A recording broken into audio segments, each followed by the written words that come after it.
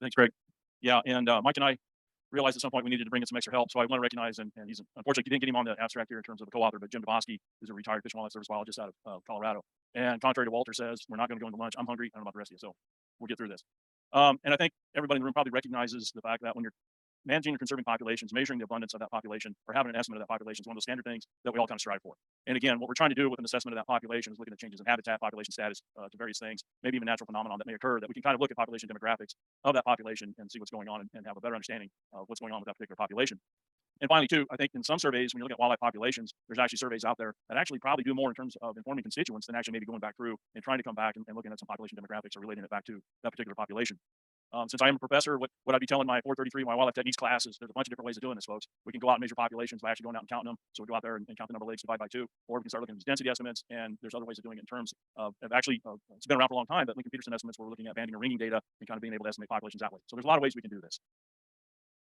One of the things, though, that I think, and you'll hear me keep talking about this, and this is going to come up again, is that when we are doing surveys or we're assessing populations, there does need to be or should be an objective tied to that assessment of that population. Why are we actually going out and spending the time and resources to assess this population? It has to kind of come back to that, or it's informing a population or some sort of management decision. And again, as kind of an analogy, we wouldn't necessarily go out and collect a whole bunch of data if we didn't have some idea of a sampling design or statistical framework that we're operating under in that same kind of context. So again, why are we collecting information? What is that information going to tell us in terms of a management decision? And as you kind of heard Dave Olson say something about the North American Swan Society or Swan Survey, again, this is the one that is the range-wide survey for North American trumpeter swans, and it has been monitoring the status of North American trumpeter swans since 1968. It actually started in '68. About 7 years later, it became the periodic survey since 1975. The last survey was conducted actually in 2015, and as we all recognize in the room, the big asterisk tied to the year 2020. What happened? Obviously, we all know COVID hit, and in terms of being able to conduct this survey, it was stopped. People couldn't physically actually, in terms of health protocols, actually get in airplanes or do what they had to do to actually conduct this survey. But probably the other thing too that was actually going on in 2020, even maybe without COVID, maybe with COVID, there was actually this lack of agency support to actually continue to do this 5-year survey. And I can talk to people later about that. But again, 2020 was one of those years where this periodic survey had to stop. And again, or I should say suspended. And right now, kind of the future of the survey is a little bit uncertain. And not to say that the Trumpeter Swan Society is going to dictate whether we continue to do this survey or not. Rather, this is an example, again, of that recognition that if we're going to manage or conserve these populations, that we're going to need probably at some point some sort of survey and assessment of that population status. And so what are we going to do? So we can kind of maybe continue with the North American Trumpeter Swan Survey, or maybe there's something else out there. And so that's what Mike, I, and Jim were attempting to do, is kind of start this conversation about the Trumpeter Swan Survey and maybe start looking at some other possible alternatives. And again, kind of circling back as to what those decisions are going to be in terms of maybe not necessarily just all in North America, but maybe flocks or populations of trumpeter swans. And then finally, what we're just going to provide a few recommendations about what we think should be the future of assessment of North American swan populations. So kind of what we did is we went back to the Swan Survey and looked at kind of the basic objectives of that Swan Survey in 2015, and I think maybe even 2010 actually. That again, that survey was supposed to estimate abundance, provide some productivity estimates, and then look at the distribution of swans in North America. And we kind of took a step back and first said, well, how did the Swan Survey actually do in meeting these objectives? And then we also took a step back and said, okay, what else does the Swan Survey have that we need to do to improve the methodology, or there's some things going on with that survey that we need to talk about in terms of possible improvement. And then what we did was we also looked at 5 different surveys that are currently being conducted in North America. And you can kind of see the list here of the different surveys that we were looking at. And kind of what we want to do was look at these surveys because all these are national in scope. They're done, actually all these are done on an annual basis. And probably, at least to some extent, most of these are going to continue, at least in the foreseeable future, in terms of still being conducted by various agencies. I don't want to go through all the mechanics of all those surveys, and probably most of you in here are somewhat familiar with the protocol and methodology behind all those surveys. Some of these are aerial, some are aerial and ground, some are done by agencies, some are done by volunteers. Again, there's kind of a variety of methodology protocols associated with each one of these surveys that's being conducted. So when we start looking at the Swan Survey itself, the first thing obviously that pulls out of, the whole thing is this is the survey that was directed at North American trumpeter swans. It is the only survey that's doing that. It was conducted at a continental scale, again, since 1975. So you do have a long-term data set there to look at things. And it's for some parts of the survey, in some places, we actually were able to obtain productivity information that doesn't necessarily pertain to all populations through all that time series from 75. And again, bottom line is it was useful in terms of looking at trends, changes, and distributions for North American trumpeter swans. So it did work. It was meeting some objectives there. But when we start looking at what's going on in specifics of that survey, when you start drilling down into it, what you were seeing, particularly last couple surveys like 2010, 2015, we had some population or segments of the survey being conducted kind of in a very statistically rigorous manner, where you had surveys transects, you developed variances and standard deviations, all the good things that statisticians want to see. And then you still had individuals or populations flocks that were doing stuff in terms of just pure counts. So again, it wasn't standardized across all areas. And not only that, that even changed and through some of the years. So individuals may have a statistical design now, but they didn't have, say, 1980, 85, 90. And again, those changed. One thing that was done, and probably makes it easier in one way in terms of interpreting understanding, but probably not something you would want to do. It's something I wouldn't tell my students to do, but when you look at the total number of swans, what that was doing is actually combining counts of swans that was also combined with estimates. And so again, that's kind of a no-no. You don't want to be doing that. And for a lot of these surveys, and again, I can speak for one that we were doing for the High Plains block, we weren't doing any detectability. And if you talk to, again, kind of individuals that are really into survey protocol, detectability is a big thing, and that was not being detected. With the expansion of a lot of these populations, at least definitely in the interior population, is that there wasn't any standardized protocol or way of kind of saying, okay, how do we change the survey? So again, people would expand their survey or change the design potentially or the coverage, every 5 years or so, kind of, hey, we know there's swans over here, we got to go count them, but there wasn't any standardized methodology behind that or when you do that. The other thing too, and I've seen a lot of surveys already this morning about periodic surveys, and there's nothing wrong with those in some ways. I think we can recognize that you'd really rather have an annual survey if at all possible. But the one thing about a periodic survey that we just observed and why we put this kind of in here and made it a part of this is we lost 2020. And so if, for example, some of these populations were declining, we'd be 10 years out before having an actual number. So you see the danger, at least in sometimes when you have these periodic surveys, that survey period doesn't come to fruition. The other thing that I think we're seeing is when you have administrators and bean counters see a survey every 5 years, and you kind of maybe have change in those individuals, they just see it as a survey coming up that they didn't know about. And what they treat it as is like a new project. And it's like, no, we've been doing this every 5 years, and they don't see it that way. And so what you run into the problem of is that continuation, that support for kind of the budgets. When they see that project come up and we got to spend money to do a survey, they're not as willing likely to do that. The waterfowl population survey that's done in May in most of North America, again, we probably get a scale that's going to cover a lot of the trumpeter swan abundance. Detectability is actually done for this survey via air ground surveys. And again, in terms of wildlife surveys, this is probably the longest. It is the longest running survey done since '55, and again done annually. So again, some real positives there. But the problem is, again, when you start looking at some other areas in North America, we probably don't get into those as well as we should if you're looking at an overall continental population. And if we start talking about increasing that coverage, the cost shoots way up. Probably the other thing too, in terms of productivity estimates, if you're doing this survey in May, it may be kind of tough to get those productivity estimates during May. The midwinter is another survey that's kind of directed at waterfowl. And again, it's coordinated across at least the U.S. And it's getting into those primary wintering habitats in North America. And when you start looking at the trends of the midwinter survey with the national or North American survey, trends are very similar. So again, it's kind of a good indice out there.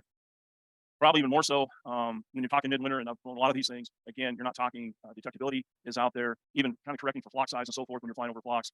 You have changes in survey personnel coverage, all that.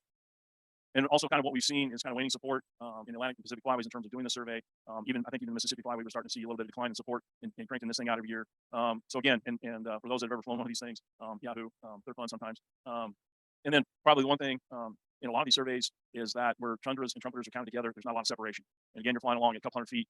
There's no way to be able to differentiate those species out. You'd have to have somebody on the ground. And then sometimes people are just counting swans total and not getting juveniles and adults. So that productivity information may not be there across all those survey areas.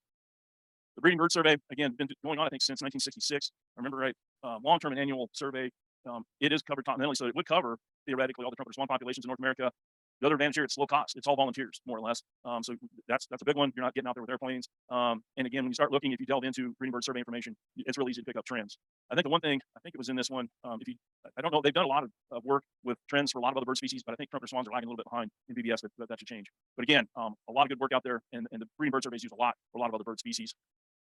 The problem is when you look at that data, what you get is an index. You get a density estimate. You do not get absolute numbers of trumpeter swans out there, even though it's range wide. What you don't have, and again, since it's not directed at trumpeter swans, you don't have that deeper coverage as you would like. You'd have to add more routes in the breeding bird survey to get a better index of populations out there. And again, when they're recording this information, you'd have to change protocol. But there isn't any productivity estimates associated with this for trumpeter swans or probably any other bird for that matter. But you'd have to change the protocol to get those estimates if you were needing those. CBC. Brandon just kind of talked about this. Again, very similar to the breeding bird survey in terms of a lot of the advantages. We can detect changes. It's low cost, annual. I'm trying to think when this started, Christmas bird counts. But again, one of those advantages that you could kind of hopefully maybe take advantage of if we had to in looking at trumpeter swans. But again, most of the information that you glean off Christmas bird counts is going to be an index. You can get count information, I believe, from I think they do this in circles and routes. And so you can kind of get that information there. But again, similar to the breeding bird survey, if we were wanting to use this survey to kind of take over from the North American survey, we'd have to have a change in protocol, add more routes to get better indices. And again, no productivity estimates in there. So again, CBC and the breeding bird survey, pretty similar.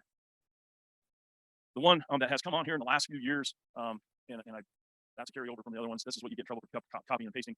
It's not necessarily, eBird is not necessarily long-term. It is annual, and actually it's kind of continuous throughout the year. It's not done just once a year. Individuals upload their observations whenever they're out. It is, again, though, low cost because, again, you have these volunteers going out there uploading their observations. And eBird's been starting to use a lot in terms of looking at bird distributions, densities. You can start using this information now for migration patterns or chronology. It's kind of a really neat data set that's coming out. And I think there's going to be a lot of development with this in terms of starting to look at population trends and a lot of things that I think are going to come from this in the future. But again, there isn't a sampling design here. It's based on observations. So again, you're not necessarily you will not get a density estimate or an absolute abundance of trumpeter swans out there. Maybe in the future, again, that could happen. I know Jim had mentioned that there's some work potentially going on to looking at some of this. And again, no estimates of productivity if you want or need those. So kind of what we're talking about here, if we're going to continue with the Swan survey, it's going to need updating support. And we probably really need to start talking, our stakeholders need to start talking about some standardized protocol. If we're looking at 2 other waterfowl surveys that have been done or currently being done, again, we're talking about changes in support, protocol, coverages, again, some major discussions there in investment in resources. And again, with those other types, breeding bird, Christmas bird, eBird, we're not going to have abundance estimates if you actually need an absolute abundance estimate, and we're going to need more coverage. We're going to need more people out there running around on routes to get those more reliable. One of the things, again, that when you're talking about doing surveys and bringing this back, I kind of, again, go back to kind of revert to my teaching thing here, that you just don't run out there and start counting things out on the landscape. And Graham Colley in his classic book, it has this quote. And again, it's great to have an idea of what we have out there on the landscape, but that's all you have. It's not necessarily an answer themselves that we just need to go do a survey so we know how many are out there.